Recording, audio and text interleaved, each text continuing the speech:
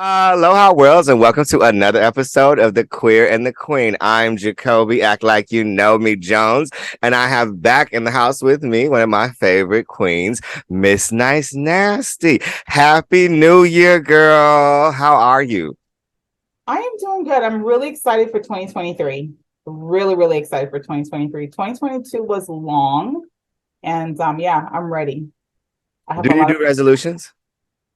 No, I don't do resolutions, but I just have milestones of things that I would like to accomplish at a certain time. So yeah, not really. No, me neither. I stopped doing resolutions a long time ago, but I did do something a little different this year where I actually wrote down a list of accomplishments that I have that I'm going to do for 2023. And the way I wrote the list and letter of the accomplishments was in the tone that I was proud of myself, like I've already accomplished them, which has actually psychologically been working for me for these first 6 days because it's been in my mind every day of like, what did I do today to get that done? Because it has to get done because it's already done. Like, you know what I mean? Yeah. In 2023, the year has kicked off with some sadness and some mess, I would say. Yeah. Mess, this Tristan and Khloe thing. Sadness, which I'm so interested to hear if you think this is sad or not. Barbara Walters died. I didn't You know don't that. know? No, You got to be joking. I'm joking. When did this happen? You are joking right now. Barbara Walters, God, and the stack of Bibles, I did not know that she passed away. she I died on January 1st. I Girl, didn't. what rock are you under? Uh, I'm working. Are you being serious right now? The I'm first time. dead. Barbara Walters is gone, girl. Wow. Yes. So okay, so Sick? she was just no, she was old. I believe 93. Or let me check this. I don't want to tell y'all wrong. It was either like 93 or 98. And Oh, it didn't even say what it was, but that's why she she had something going on with her health. And I believe it was just old age, which is why she removed herself from the show and from the public. And she was 93. And she died on January 1st. Actually, to be correct, she died on December 30th, but they told the world January 1st. wow. So, like again, I was saying, good news, sad news. Wow. And so now we'll say this, right? I liked Barbara Walters, but she was the shadiest interviewing queen I had ever met in my life. I had this conversation with a relative of mine, and she was just like, she doesn't wasn't phased or didn't seem to care because she didn't like Barbara. She felt like Barbara was the white Wendy Williams. Do you think that's true? No, not at all. I loved her interviews. I thought they were quality interviews. Shade, maybe. I believe she asked the important questions that we all wanted to ask. So See, now that was the thing. That was the argument that me and my cousin had because I said you can have these interviews and whatnot. And Barbara Walters she used a phrase, not hers. Oprah used a phrase in interviews when she asks shady questions. She'll start with, now, you don't have to answer this if you don't want to. And then she'll go forward with the question. Barbara never did that. Barbara always sidelines you. You know what I mean? To like get you like to have that shock value to see how they're gonna react. Or I watched her do it over and over and over to Ricky Martin and Mariah Carey to Whitney. She just always asked those questions that was a little bit shady. And I think the reason she got away with it was because she was white. And the reason Wendy don't get away with it is because she's black. really, do you think that? Do you think so? Yeah. I think Wendy gets shade because of her background, where she came from, and things of that nature. Wendy has a history, basically. Now, Barbara Walters doesn't. We've always known Barbara Walters as a journalist, a Yeah. quality journalist, I guess, respected journalist. Whereas Wendy Williams came from talk show radio or radio jockey, disc jockey, or whatever you call her back in the day, and then she transitioned to daytime TV, and she burned a lot of bridges, even being a radio disc jockey host, whatever you want to call her. Right. So And to I be don't fair, really like you know saying, Wendy. Wendy Williams she started the game being messy. You know what I mean? Yeah. Barbara was always just doing the news. So in the concept of death, though, I didn't. You were the one who actually broke this news to me earlier today with the Tristan. Tristan's mom died. Tristan Thomas's mother passed away today, right? She passed away maybe yesterday or today, but I just saw it today. Today. And Khloe Kardashian has rushed to be by his side, honey. And I just think that it is the most pathetic, thirstiest thing you can do. And me and you had a conversation earlier, and you are just like, that's her, that's his, that's, his mom, and she's going to be supportive, and da-da-da-da. And like, for me, it's like, why did he deserves support from people who love and care and like have relationships with this woman and know him, but you're my ex who has trashed me publicly for years, and I'm the fool who has kept running into the punches, and here I go running up at any chance I can to sniff your balls again. Like, I just don't get it. I really honestly just don't get it. No, I'm gonna don't agree. I absolutely disagree, because when Lamar Odom overdosed at that bunny ranch, at that prostitute ranch, wherever he was, Khloe did the right thing that any human being, I think, would do, that did care and love someone, that when you see them hurting, regardless of what you've been through, you want to be there to support them. She did that for Lamar Odom, her ex-husband, and Tristan and her, they have 2 children together. And I could see her being supportive to him on behalf of, that is my children's grandmother that passed away. So I believe Khloe's nature, she's loving, she's caring, she's so forgiving. And I am so glad that she is there for him on behalf of her children, because at the end of the day, it's about the kids, regardless of how shitty he is as a person. I think it makes her sleep better at night to know that, look, I'm still a nice person at the end of the day, and you're a shitty person. I don't think they're back together or anything like that. I just believe that Khloe's is doing what she feels is the right thing to do. I do agree with you there. I think that she thinks she's being the best mom that she can be. But I also am I think that, you have to have boundaries. You have to have boundaries. He can receive support and love and care a lot of different ways. It don't have to come from her. Let me tell you something. Even if I reproduced and I had an ex, and that ex's mama died, I would not be on the next thing smoking to go be with him. You know what I mean? Go find one of the go heal and deal the way you need to. I do not have to be a part of it, because I have boundaries. My boundaries are, you fucked me over too many times for you to deserve any of my energy ever again, unless it has anything to do with these children.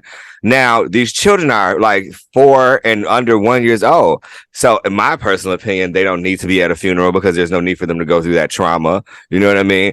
And this has nothing to do with the kids. They need to know. They'll need to find out. The information will need to be passed on. But as far as like flying around the country to support him, I think she's just doing the most. She could have did it by phone call or Zoom. Like, why do you need to be in the physical space while this man is vulnerable? You know what I mean? I will tell you what. Let me show you this right now. You see this thing right here at the bottom, this urn right here at the bottom? Yeah. That is my first husband's father. When he got ill and he became ill with hepatic carcinoma, he had liver cancer. I quit my job. I was making sure that I was there, and I was married to my husband that I'm married to now. I quit my job. I drive 2.5 to 3 hours every day, every other day, to the hospital to make sure he's taken care of. That is my son's grandfather. When he passed away, I paid for his funeral arrangements. So I could understand where Khloe comes from, that is her children's grandparent. I feel privileged and honored that I was able to do that for my son, for his grandfather. I don't believe that it's in essence that she wants to be with him or sniff his balls, as you say.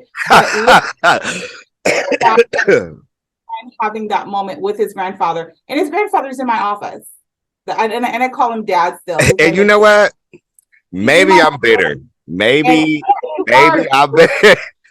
It is ridiculous. Maybe I'm bitter because I have been wounded and scarred and had my heart trampled on by Satan's hooves. Okay, maybe I'm bitter, but I just feel like And maybe Khloe is so strong in the fact that she knows she'll never take him back. She's okay with being in his presence. I just feel like it's unnecessary. I feel like he doesn't deserve this energy from you. He does not deserve this compassion from you. And if you did give it to him, you can do it over the phone or you can do it via Zoom. That's just how I feel. But I'm a very much protect my peace kind of person. And maybe, like you said, because the human, I mean, she's different. And I know male and females are very different. Maybe it gives her peace that she's doing all this. And you know what? Even if she's not doing it from the kindness of her heart, I hope it makes him feel super shitty that you know what? there for him in these time and moments at this moment. I hope it makes him feel like shit. But I'm just saying, I doubt that's what she's doing. I really believe she's a genuine person. I was so pissed off at Khloe. I don't know her personally, but I was so pissed off at her. Let me ask you this. When you did that for your grandfather, I mean, for your children's grandfather, your ex-husband's dad, what one was your intention, right? And two, did you get out of it? As far as like feeling, I know like financially you probably, you know what I mean, but like what did it give you? It gave you it made you feel good that you were doing the best that you could do. Like what was your intention? Like why, or were you trying to prove him something? Like, you know what I mean? Like what, like why? So naturally, like, because I'm in healthcare, right? Before I became a psychiatric provider, I was a primary care provider, and then before that I was a registered nurse. So automatically in me, I'm just like I believe I'm just a caring person, and this is someone I've known my father-in-law since I was 15 years old. It's not someone that I just knew or just met. So he's someone that I held close to me, and it took nothing for me. I spoke to my husband, Andre, about it, my current husband, like, hey, I need to focus on dad's care. And this is my first husband's father. And he was in support of me, you know what I mean, focusing on making sure he got the best care possible while he's in the hospital. So I wasn't working. I just went down to the hospital every day. My mom did, and made sure that he had a good quality of life for the last remainder month of his life in the hospital. And for me, it was just the right thing to do. He doesn't have a daughter. His two sons are sons, and they're not medically knowledgeable. So it made sense for me to be involved in that. And it was also too, I was there to be there with my son to be supportive. I'm sorry, not my son. My son is now going through the trans phase of changing. She's taking hormones, male to female. That's so amazing. Acting myself with my gender. I'm still learning with that, right? But no, I got nothing from it personally. It just made sense. Like I could not just stand back and watch my first husband and my brother-in-law struggle to try to figure things out when I had the knowledge and I knew what to do. Okay, I get that. Khloe ain't in the medical field. Okay, what is she doing there? What is she doing? She is the mother of her grandkids. Okay. I just don't think that her wish, I don't know. I just don't think that it's necessary. I think that anything that she could do could be just done over the phone. It's not necessary that she ran to Lamar Odom's side when that was different. That was a different scenario. This scenario was he was on his deathbed, not, oh, your daddy died and we already broken up and divorced and you dogged me out for years and we got 2 kids and the last kid we had, you deliberately made me get pregnant with right before you was about to disclose to the world that you just had another baby, you lying sack of shit. Completely different scenarios. I bring this bitterness in 2023. You know what? I'm just saying. I am just saying. First of all, I'm in peace. I'm in my namaste world right now. I am doing very well and happy on the inside. Now, if I get, so I might admit that a doggy dog man could trigger me to like feel some kind of way about whatever. But I just think that what she's doing is unnecessary and she shouldn't be doing it. But that's not, I just wouldn't do it. I just would not do it. Speaking, okay, in the concept of these relationships, right? Did you see that P. Diddy is dating Carisha and then has a baby and then she stays? It was not a surprise to her. She knew that. I know, but I mean, in my mind, and I understand that these people are in different tax brackets, communication is key. respect, all that stuff. And some people deal with different things. Some people are okay with some stuff and not okay with some other stuff. But in my mind, it's like, why? Are you just using him for his money and for the moment and for the clout, and you okay with him just doing whatever? Like, it all just seems extremely manipulative and superficial to me. Do you get what I'm saying? No, not at all. well, I mean, you are also you have a different perspective on relationships, which I respect and love. So, what would you do? And of course, we're not in the game of blaming the children, right? Because clearly that baby that was just born don't got nothing to do with what happened. But what would you do if one of your significant others came to him and was just like, so someone's pregnant or I'm pregnant? And like, you know what I mean?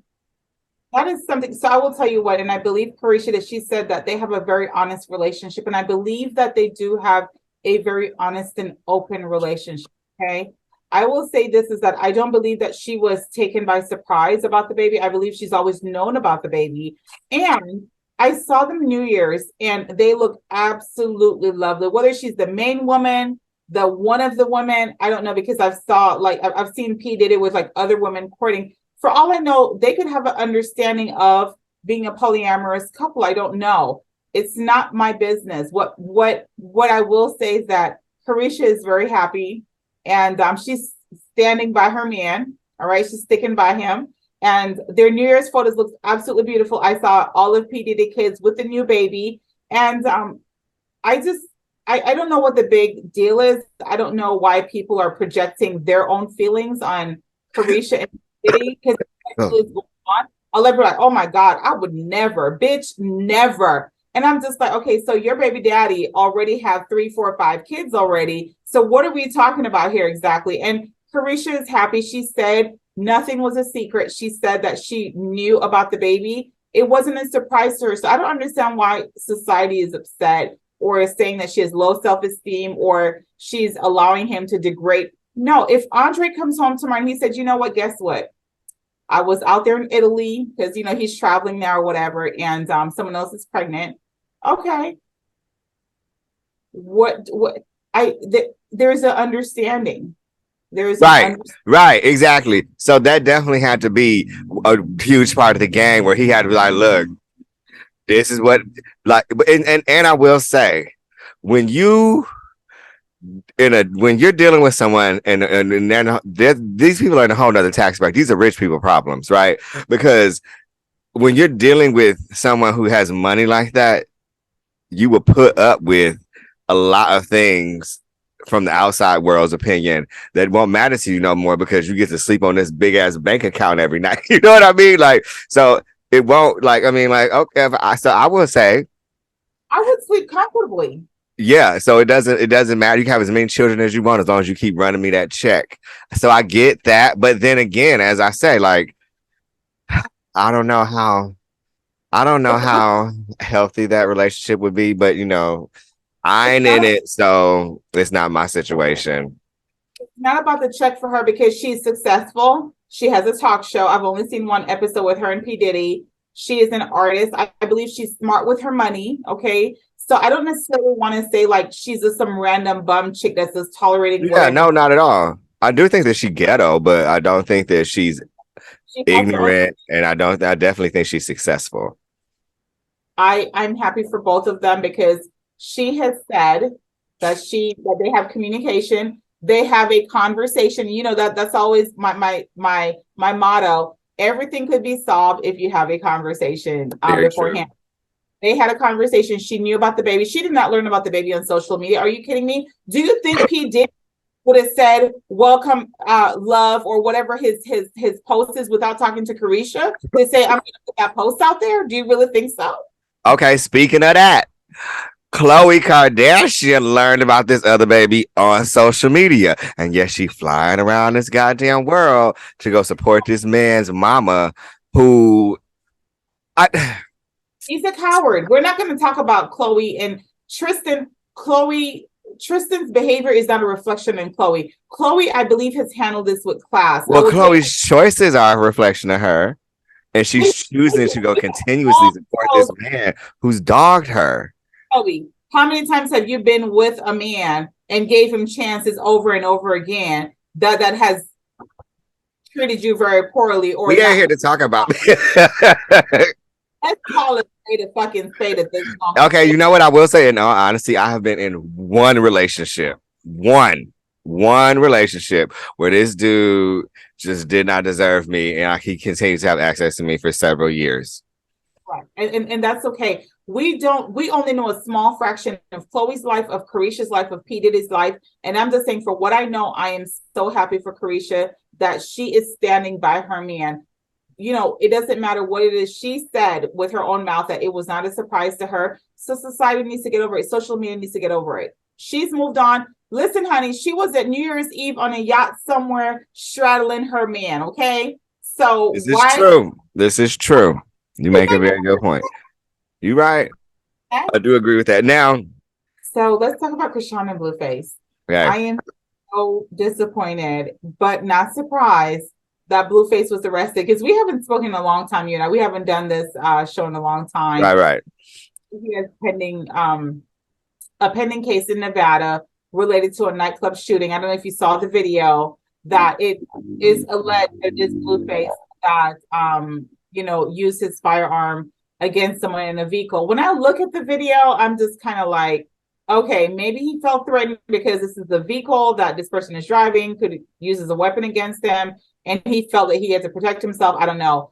But I will say that Chrisean and him had like this really messy period on social media, that Blueface was releasing recordings that he had secretly recorded of her, about Chrisean just saying basically that, she's with Blueface for exposure, for growth, that kind of thing.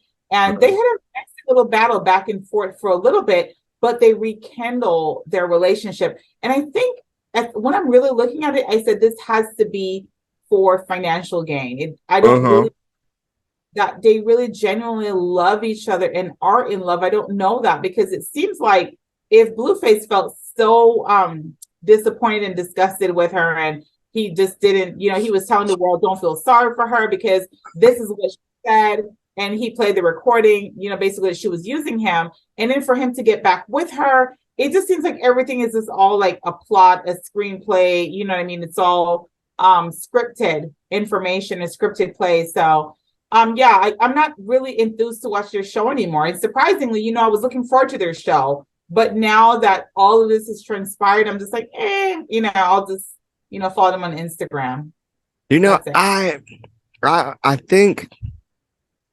I think they love each other. I do.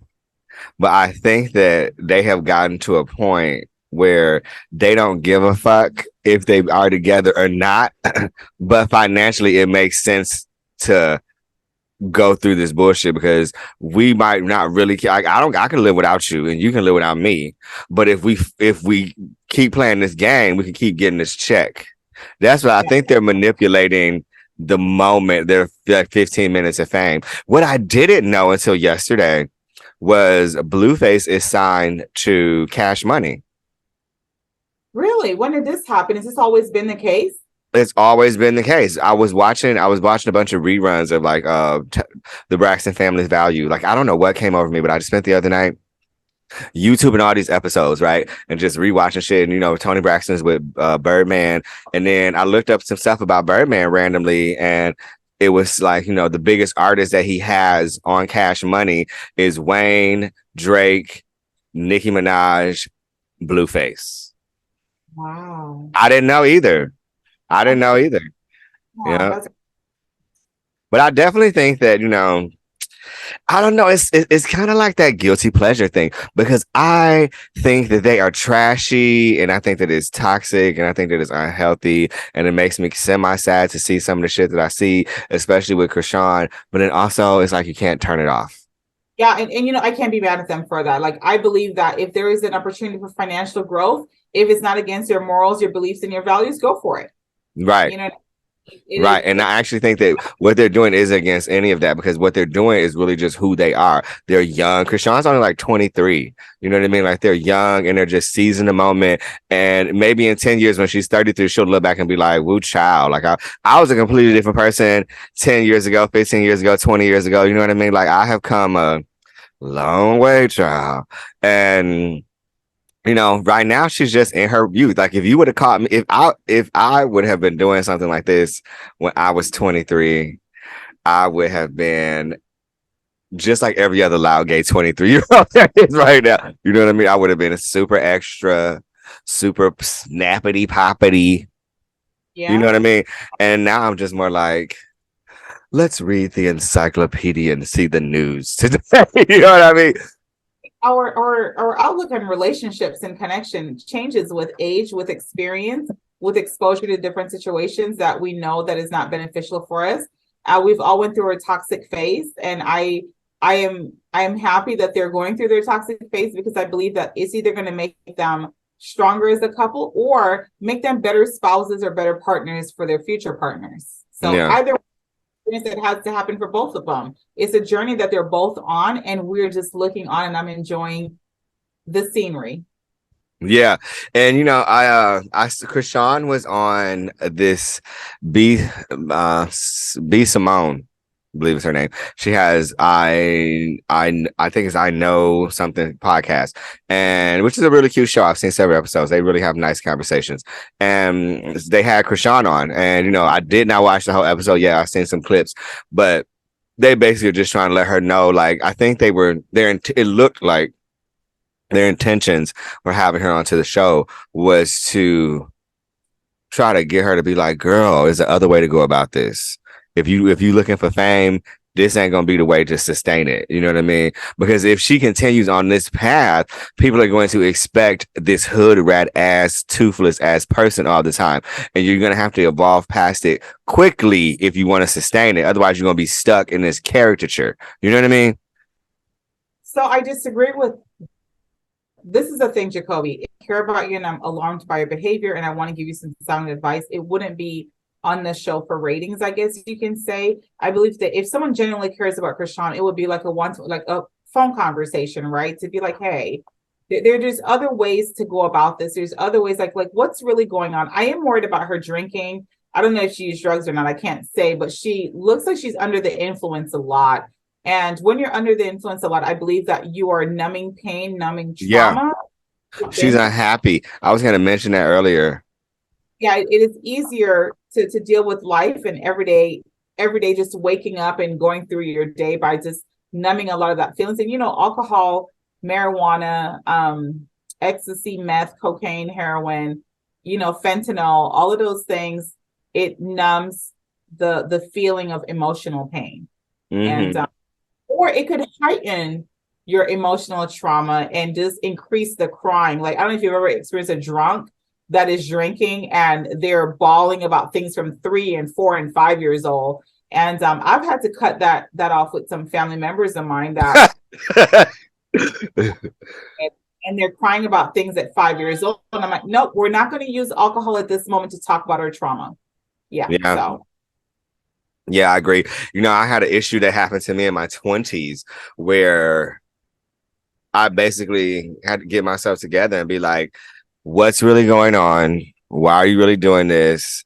Alcohol is not the problem. The way you're treating it is the problem. So what's really, really going on? You know what I mean? Like, and then, I'd had to do what I had to do and deal with things and and then, you go through life and you continue, like, you continue to like and use these substances, like drink and smoke and stuff like that. But then you reach a point as you continue to grow up, if you know how to not drink out of like addiction and trauma or not do substances, and when you really do things recreational or when you really just get tired of doing anything in general, you reach a point where you're just like, you know what, I'm done with that. I don't want to drink anymore. I don't want to do anything anymore. And you just let things go and really move on with your life. I'm happy for both of them. They're in their bag, and you know what I mean? A lot of people are, happiness doesn't mean money. Happiness, like you could have all the money in the world and be very depressed and sad and suicidal. Look at Twitch, like no one would have thought that that was a shock to me. That like, oh my goodness. But then I had to check myself and I said, Christy, you're in the business of psychiatry. So of course, sometimes these things like it hits you out of nowhere because as time has went on, people have learned how to mask, their emotions and just mask. It's just, I'm so happy. Everything is lovely. Everything is so perfect. But inside they're dealing with this emotional pain that we don't see and they don't share it with us. And then we get that breaking news, Yeah. So That was really sad. That was a real tough thing for I think, the world, because just like with Robin Williams and a few other people, they seem so happy.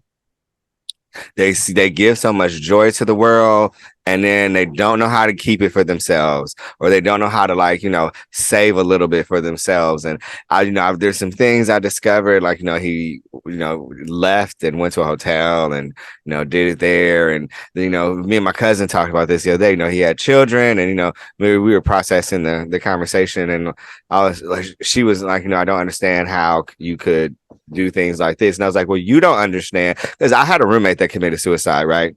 I had to learn a lot of things trying to process his death back when we were in college. And when someone is suicide, and you're a medical professional, but I was telling her, I was like, the thing is, he can seem happy, he can seem all those things, but suicide, for most people who are suicidal, isn't something that really goes away, and they end up being haunted by it. They end up having a struggle of actually letting go of these thoughts. Even if they do have children, or even if they do have happy lives and money, they still have whatever that was in their brain that just made them be like, I don't want to be here. Yeah, that's exactly how it is. And at the end of the day, right, we can, if you cut your fingers, cut your hand, or say you broke a bone, you could get a cast and fix it, and you could take some pain meds and it gets rid of that pain for you. But emotional pain, there's nothing to do a quick fix. A quick fix, a temporary fix, which is all drugs, things of that nature. But emotional pain is so unbearable because you have no quick fix for it. You don't have a way like Tylenol or Advil or migraine rescue meds or inhaler when you can't breathe. This is my rescue med. When you're having suicidal ideation, suicidal thoughts, you're so depressed, you're having that emotional pain.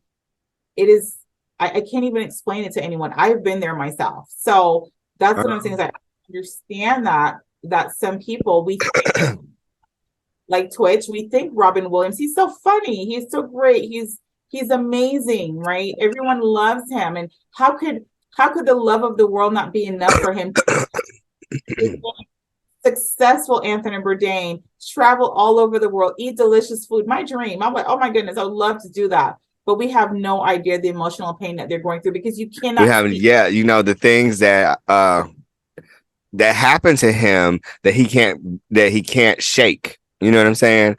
Or something that did transpire that he super deeply regrets and he can't shake. I watched the Lamar TMZ special on Hulu. It was like Sex, Drugs, and Kardashians or something like that. And Lamar cannot shake how much he regrets fucking up his relationship with Khloe. He just can't shake it. And I mean, prayers that he don't do nothing crazy, right? But I'm just saying that kind of emotional pain, like you're saying, He has a lot of trauma though. Like he's an addict, a recovering addict, or whatever you call him these days. But he has a lot of trauma himself. His father, I don't know if you watch the Kardashian. His dad was in a Kardashian a few times. Heroin addict. Yeah. So, and when you have addiction in your family, there's a strong possibility that is hereditary, is going to pass on. So, yeah. So I just segue into this to say that people that numb their feelings and their emotions with alcohol, they have to face that one day. And when they do face it, I hope that they're strong enough, like Chrisean, because I have no idea what Chrisean has been through, but I know she's under the influence a lot when I do see her. And so I on that aspect, I do worry about her. And I felt like if B. Simone or whomever wanted to really give her some sound advice, it wouldn't really be like on camera. I would just be like pulling you aside to be like, hey, let's have a conversation. Right. It's like I'm still being exploited. Yeah. Well, on that note, let's end it here and get back together again next week for another episode of The Queer and the Queen. I love your background. Her background is not a green screen, y'all. This is the real deal. She is living large and in charge of her office. I love it. And those your degrees on the wall, girl. I'm gonna need you to. I need you to fix my life. We're gonna have a conversation in private, girl. This wall that you can't see, I have some degrees on. Listen to me, that's so reckless, bougie to say that, but I have some degrees on this side of the wall as well, and then those there. So yeah. I'm gonna need you to fix my life. That's another thing. That's how I got on um the kick the other night of watching the Tony Braxton Family Values is because I had randomly came across a clip of Ayanna trying to fix their life, which didn't go well, and I ended up just benching a bunch of shit that they had on there. But it's always a pleasure talking to you. I love the things that you have to say. I love that we don't agree on everything. But make sure you go follow Christy on all things social media. I have it linked in here on the screen for you. And follow me. Go to her YouTube, her Instagram, and her TikTok and check her out. And love yourselves, as we always say. And don't forget to smile.